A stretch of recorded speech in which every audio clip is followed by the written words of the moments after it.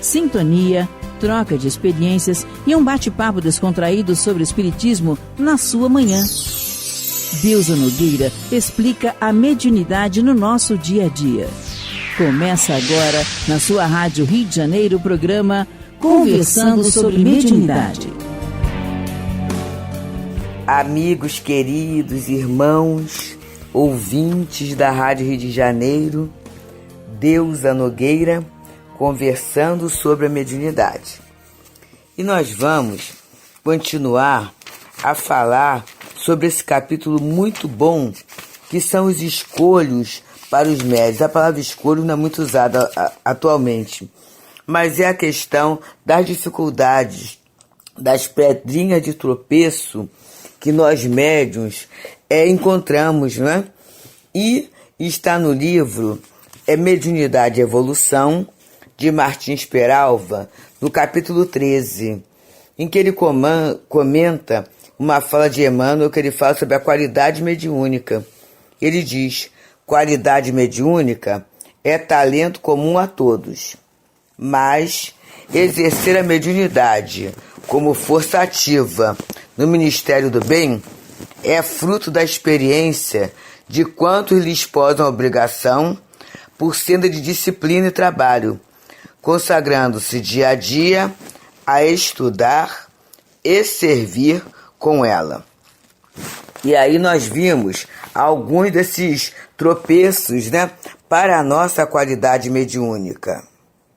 E ele vai pontuando: problema moral, esgotamento físico e mental, as evocações, interrogatórios, né, futilidades, desarmonia, gratuidade, trabalho isolado, a questão dos médios dirigentes, a questão do animismo e das mistificações, que nós vimos no último programa, antes do convite para o encontro de mediunidade, que, aliás, meus amigos, aconselho que a gente procure.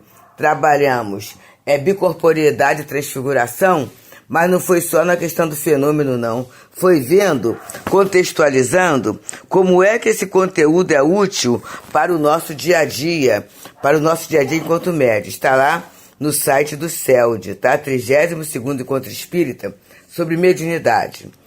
E agora ele vai continuando falando de endeusamento de médiuns. Isso é algo muito sério. A gente tem visto, né, através da internet, várias falas que acabam sendo até descaridosas, porque na verdade é assim, gente. Os médiuns que são, vamos dizer assim, atacados, eles são atacados porque adquiriram uma popularidade, uma fama, só, gente, que eles não se auto-endeusaram, não. As pessoas que fizeram a gente às vezes ter necessidade disso, né? De alguém que mande, de alguém que oriente, de alguém que fale. A gente tem, às vezes, a insegurança em alicerçar nossa própria fé. E a gente começa a buscar ali gurus, pessoas que possam nos, vamos dizer assim, nos apoiar, ou que possam até decidir por nós, porque a questão de uso de livre-arbítrio, meus amigos, é algo complicado, porque vai trazer consequências. Então, se eu escolho errado, eu vou ter a minha consequência. Se eu escolher certo, também. E a gente quer acertar sempre, né? Eu me lembro da Raquelzinha, uma amada ex-evangelizanda, lá do Centro Espírita Altivo Panfiro, e sempre que eu vou falar lá, ela me dá uma carona, quase sempre até o metrô, né? E aí uma vez ela falou assim: tia Deusa, quem foi que disse que a gente tem que gabaritar tudo? Gabaritar as provas. E isso foi um fato muito interessante, que a gente às vezes vive num movimento de cobrança muito grande. E a gente às vezes não aceita errar, não é por causa da questão da lei, não, é por orgulho. É por orgulho, porque quando eu erro, eu mostro que eu sou frágil, eu mostro que eu não sei tudo, e aí todo mundo vai ficar sabendo. Então, por orgulho, eu tenho medo de mostrar minhas fragilidades, né? Eu tenho medo de deixar de ser amado, porque eu sou gente, porque eu sou imperfeito. E aí a gente começa, muitas vezes, a se exaurir, por expedientes que digam que a gente é muito bom, que a gente faz tudo certo, essas questões todas. E aí, como em muitas situações eu não tenho condições de tomar essa decisão, eu procuro alguém. E aí tem a coisa mais séria, que é, ao invés de eu procurar os espíritos, que eu posso procurar os espíritos, posso sim, mas eu procuro o médium e coloco no médium uma responsabilidade como se ele sempre tivesse assistido espiritualmente, como se ele não tivesse problemas. Quer dizer, assistido a gente está, mas sempre pronto a me atender. E médium tem problema, médium é gente, médium tem que administrar a sua própria reencarnação. E eu começo a colocar o médium numa posição de guru, né? E muitas vezes o médium, ele sente essa dificuldade de dizer não. E dificuldade de dizer não tem a ver com o quê? Com a nossa autoestima baixa. A gente tem, gente, médium tem isso. Tem autoestima, tem preconceitos, tem situações que fazem parte. Às vezes, analisando a nossa infância, né? A nossa juventude, a gente vai encontrar momentos da não aceitação, ou da nossa condição física, ou da nossa condição social, ou da nossa condição familiar, ou seja do que for. A gente, às vezes, vê assim engraçado, e é nessa hora que a gente vê como a doutrina serviu para elevar a nossa autoestima, porque ela nos coloca como filho de Deus. Mas são problemas que o médium tem naturalmente. Mas aí eu acho que por ele ter contato com as mensagens, passar por algumas horas, aquela visão libertadora, aquela visão maravilhosa da doutrina, a gente acha que ele está totalmente resolvido. A gente acha que ele está sempre pronto a dar toda orientação. E muitas vezes a orientação é até uma visão pessoal do assunto. Por isso que é muito bom quando se fala em atendimento fraterno, né? É uma atividade que se tem na casa espírita. Mas atendimento fraterno não é consulta, como existe em outros setores espiritualistas. É uma conversa em que a pessoa vai ter escuta, ela vai ser ouvida, e a partir dali vão ser dados recursos que a doutrina ou a casa espírita tem para oferecer dentro daquele bloco de ideias, né, de dificuldades. É assim que o atendimento fraterno funciona, né? E a gente tem até no Leon Denis essa possibilidade, né? Em algumas de nossas casas também, da pessoa ir em diferentes atendentes, para não criar a mesma coisa a visita, né? Para não criar aquela questão da dependência e da idolatria daquele médium, achando que só ele resolve. Então a gente faz isso, né? No trabalho da visita para mostrar o quê? Que o trabalho é da casa, que o trabalho não é nosso. O programa é gravado e ontem nós estávamos no estudo que nós vamos ter o segundo Encontro Espírita sobre Jesus aqui no Teresa d'Ávila, no dia 13 de julho. E aí estava a equipe estudando, né? Que a gente tem que estudar mesmo, né? Para passar o conteúdo. E aí a gente acabava o estudo e a gente conversava sobre a nossa metodologia. Por quê? A casa aqui é pequena. Então, é impossível as pessoas se deslocarem ao longo das salas. Mas aí o que faz? A pessoa fica na sala, mas os dinamizadores trocam. Então cada tema é dado por um dinamizador. O dinamizador ele estuda tudo, né? Ele tem que estudar tudo, mas o encontrista ele vai ter uma hora com aquele dinamizador, com aquela dupla, daqui a pouco vem outra dupla, e assim vai havendo o revezamento. Por que isso é bom, gente? Porque a gente tem assim, aqueles experientes, aqueles que já são conhecidos pelas palestras, mas a gente tem também aquelas pessoas que são os trabalhadores da casa, que estão ali, né, no dia a dia, que a gente vai colocando. Aquele que é novo ainda, que na doutrina que é jovem. Então, a gente não vai ter aquela questão, eu vou escolher com quem eu vou ficar. Não existe isso. Eu vim para o estudo na casa. E a partir daí, O estudo é a casa que está oferecendo, não é o dinamizador em particular ou a estrela que está fazendo. E todos nós entramos nesse bloco, quer dizer, é muito bom, gente, é muito útil, é muito, assim, protetor do protagonismo, que a gente tem que ter esses cuidados, né? Principalmente quando a gente vai entendendo, como Leon Denis, a Casa de Leon Denis nos passa, que toda atividade que a gente faz na casa espírita tem um veio mediúnico. E olha o cuidado que a gente tem que ter com a gente mesmo, porque a gente pode estar se achando, né? Se sentindo tudo isso. E na verdade a gente vai lembrando de Tiago que fala: toda boa dádiva e todo dom perfeito vem de Deus, o Pai das luzes. Olha que coisa interessante. Está lá na Epístola de Tiago. Então vamos começar. Endeusamento de médiuns. O endeusamento de médiuns é, sem dúvida, um dos mais funestos escolhos da mediunidade, o que maiores prejuízos causa ao médium, atingindo-o duramente, a curto, médio e longo prazo. Por isso, meus amigos, é muito bom a atividade mediúnica no conjunto, né? A gente fazer parte do corpo mediúnico de uma casa. Isso aí protege muito, porque aquilo que um pode fazer, o outro também pode fazer. É claro que tem as especificações, mas perceber isso e perceber que todos fazem parte do trabalho. Se na casa, por exemplo, só se tem o médico psicógrafo, né? Mas aí tem aquele que prepara o papel, tem aquele que digita, tem aquele que corrige e tem aquele que lê. Então a gente começa a entender, olha o trabalho em conjunto, para evitar aquela situação do endeusamento, da vaidade, do médium se achar o dono da tarefa e o dono do centro espírita. Isso é muito sério, gente. Isso é muito sério. Nós, no Leon Denis, aprendemos também isso lá. Tem o trabalho, que era o trabalho de cura, que hoje não se fala mais desse nome, a gente fala do tratamento espiritual. E o tratamento espiritual, a mediunidade de cura, a gente está lá escrito no livro dos médiuns, que ela é raríssima. É rara, né?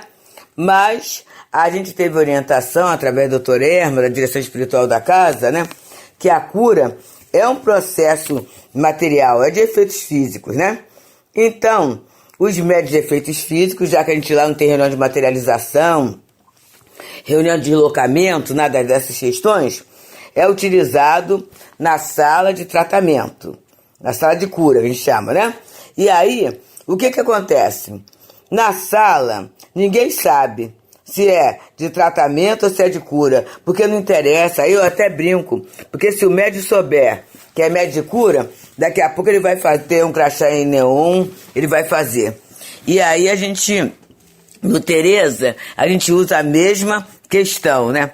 É claro, gente, que a gente que já é médium mais antigo, eu falo médium dinossauro, né?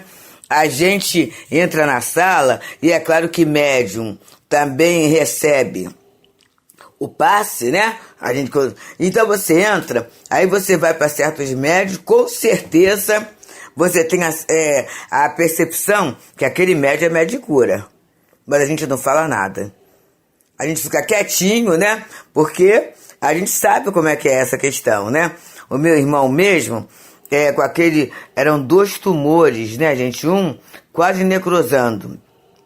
E aí é claro que teve tratamento médico, porque o tratamento espiritual, ele não exclui o tratamento médico, né? Mas o tratamento médico era para fazer a cirurgia, para extrair o tumor, os 2 tumores. E era a preparação. Mas ele recebeu o passe na casa espírita, recebeu o passe em casa. O que acontece? O tumor sumiu. Quando a doutora foi fazer a avaliação da situação lá tumoral, eu falei assim, mas aqui não tem mais nada. E foi uma outra médica que foi ver, aqui não tem mais nada não, nada disso. Então olha só, gente, com certeza houve o trabalho da cura. Agora, por qual médium? Ele tomou passe com alguns, não foi sempre com o mesmo. Isso é muito bom, gente. Eu sempre digo, né? Para evitar que o médico queira o crachá em neon, queira ter uma sala especial.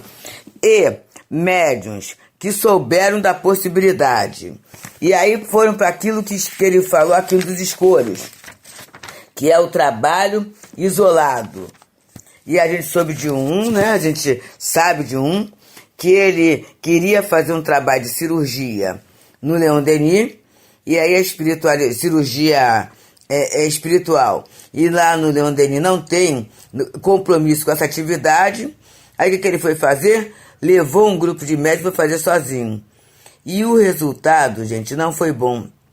Enquanto médium, trabalhando ali no conjunto, beleza.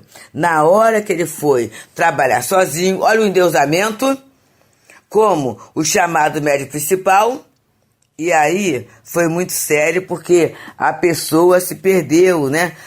Ocorrendo até um acidente. Então, meus amigos, é muito bom, porque quando Jesus, nós estudamos isso ontem, lá na preparação do estudo de Jesus, né? Do encontro de Jesus. Quando ele falou Pai Nosso, é um ponto para a gente valorizar o nosso irmão. Para a gente valorizar a amizade, né? Para a gente valorizar o esforço conjunto que é a casa espírita. Para a gente não se perder nessa questão como a Luzia Matias fala, equipe. Sou eu sozinha fazendo, eu sou importante. Não, gente. E a gente vai criando, muitas vezes, na casa espírita mesmo, algumas referências. Em princípio, pela questão nossa, no Leon Denis, a gente faz o curso de orientação mediúnica e passe, a orientação mediúnica toda sendo feita, né, pela gente. Mas o que acontece? Já estão vindo outros companheiros fazendo também, para que as pessoas tenham outras referências, aprendam a respeitar os outros, né? E a gente mesmo não amimale no coração aquela ideia assim, sem a minha presença nada acontece, né? Se eu não estiver presente, a casa acaba. Essas ilusões que, com certeza, os irmãos menos favorecidos, as trevas, se aproveitam. Sentam direitinho no nosso orgulho, na nossa vaidade, e a confusão se estabelece. E aí ele continua dizendo: o espírito esclarecido é cauteloso nas referências ao companheiro da mediunidade. Quando a boa palavra se faz necessária, em fórmula de estímulo e amparo, né? E aí, a gente não precisa ser elogio, mas pode ser assim, a mensagem foi boa, a mensagem ajudou, né? Como é que o Espírito teve cuidado com a gente? Olha só, eu tô aí nesse caso, mandando meu carinho, a minha gratidão para o Espírito. Não estou endeusando o médium. E aí ele diz: mais do que todos os escolhos, o endeusamento é o ópio dos médiuns, podendo fazê-los resvalar inapelavelmente nos desfiladeiros da vaidade, da presunção, do orgulho. Aí ele vai falar no outro escolho: falta de estudo. Opa! Porque tem médium que a partir do momento que ele começa a produzir mediunicamente, ele se julga pronto. Esse julgando pronto, eu não preciso mais estudar. E até, a gente está, já falei que mais uma vez que é gravado, ontem no encontro de mediunidade foi falar sobre isso. Porque trouxe casos, gente, de Bozano sobre transfiguração, sobre essa questão do bicorporeidade, né? E aí trouxe até o caso de uma professora, que ela foi despedida 16 vezes, porque ela estava no lugar, daqui a pouco aparecia em outro. E aí, isso sendo levado como incompetência profissional. Ah, mas aonde achou esse caso?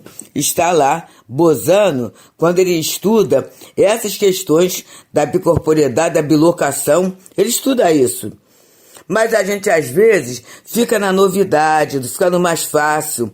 A gente não quer ler Leon Denis, porque é difícil. A gente não quer ler André Luiz, que é difícil. Eu não quero ler Bozano, eu não quero ler Gabriel Delane, não quero ler... Não quero ler isso não, porque isso é muito difícil. Não quero estudar a Gênese. E aí essa preguiça nossa estudar faz com que a gente perca exemplos e explicações que iriam nos ajudar a ter uma segurança mediúnica maior. Então essa falta de estudo evangélico e doutrinário é um sério escolho na prática mediúnica. Por quê? Porque a gente médico tem que ter bagagem. Do nada só Deus. E aí ele diz, o médium deve ler, estudar, refletir, assimilar e viver, quanto lhe seja possível, as edificantes lições do Evangelho e do Espiritismo, a fim de que possa oferecer aos espíritos comunicantes os elementos necessários a uma proveitosa comunicação. É o que a gente sempre fala isso, né? Então, estudar sempre. O Altivo falava pra gente assim, o Altivo foi o fundador, né, lá do Leon Denis, grande amigo nosso, né? E ele falava assim, olha, há de se ter o hábito e a disciplina do estudo. E as pessoas às vezes falam isso, né? Ah, mas vocês do Leon Denis, vocês têm essa coisa do estudo, porque a gente não estuda para fazer palestra, nem para fazer um estudo, uma apresentação. A gente tem o hábito do estudo diário. Então, diariamente, a gente está lendo Kardec, a gente está lendo as outras obras, a gente separa, já faz parte da nossa educação, né? A gente separar uma parte do dia para a nossa leitura, para a nossa reflexão. É importante para o médium. E aí, sendo importante para a nossa vida, porque a gente é comum, a gente tem problemas, desafios, e a gente já está querendo resolver a nossa vida nos padrões de Jesus, nos padrões trazidos pela doutrina espírita. A gente quer ser espírita, vivendo. Leon Denis, no Problema do Ser e do Destino, quando ele trabalha a disciplina do pensamento e a reforma do caráter, ele diz, é necessário viver a nossa crença. Então a gente já está querendo isso, né, gente? Porque a gente está reencarnado para quê? Para passear, para comer, beber e dormir, acabou? Não. A gente está reencarnado para a melhoria, a gente sabe disso. Custaremos a ter uma outra reencarnação. Então a gente quer aproveitar essa reencarnação. Mas através de quê? Do isolamento? Não. A gente quer aproveitar essa reencarnação através da vivência dentro dos desafios da nossa vida. Da vida familiar, da vida profissional, da vida como cidadão e da vida dentro da própria casa espírita. A gente quer aproveitar, a gente quer ter a visão espírita. Para isso, a gente tem que estudar. A gente quer estar em contato com espíritos bons, sérios, amigos de Jesus. Para isso, eu tenho que estudar, porque sem sintonia a coisa é impossível. A coisa não se improvisa. E aí, Peralva continua dizendo, o médium estudioso, além disso, é instrumento dócil, maleável, acessível.